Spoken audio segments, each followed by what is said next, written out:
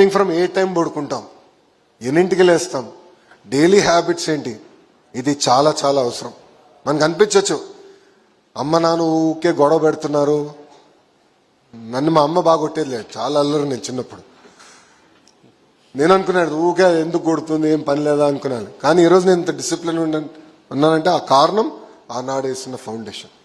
అది మీరందరూ దయచేసి గుర్తుపెట్టుకోవాలని మిమ్మల్ని అందరూ కోరుతున్నాం. ప్రత్యేకంగా వచ్చేగల ఈరోజు ఎస్పెషల్లీ 12th క్లాస్ రిజల్ట్ సాధించిన వాళ్ళకి మీకు కొత్త ఫ్రీడమ్ రాబోతుంది.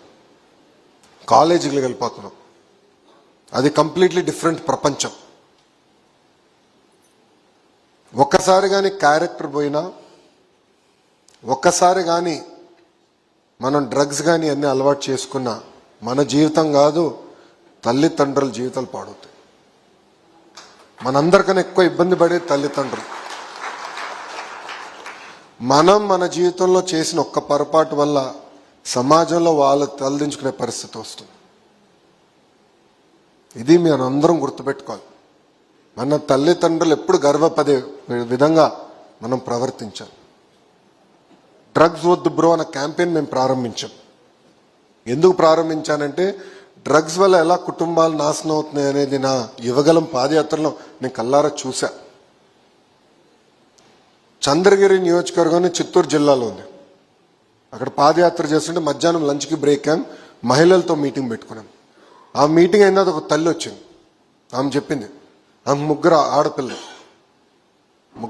ఆడపిల్ల పెద్దమ్మాయిని గంజాయికి బానిసలు చేసి శారీరకంగా వాడుకున్నారు డ్రగ్ పెడ్లర్స్ 21 రోజులు.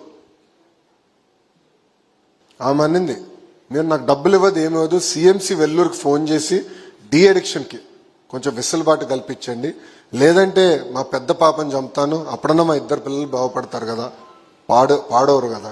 అంటే ఆ తల్లి ఆవేదన బాధని కల్లారా చూసా. ఈరోజు డ్రగ్స్ వద్దు బ్రో అనే క్యాంపెయిన్ సీరియస్గా తీసుకుంటున్నాం. 100% రిజల్ట్స్ వచ్చిందని నేను అన్నట్లా అని ముందు మీరు చూస్తారు. డ్రగ్స్ పైన ఒక యుద్ధం మన ప్రభుత్వం చేస్తుంది. ఇది మీకు ఎందుకు చెప్తున్నానంటే కాలేజీకి వెళ్ళినప్పుడు పొరపాటున ఎవరిని సేవించినా మీకు ఆఫర్ చేసినా చాలా సీరియస్గా తీసుకోవాలి. పారదర్శకంగా మేము నిలబడాలి.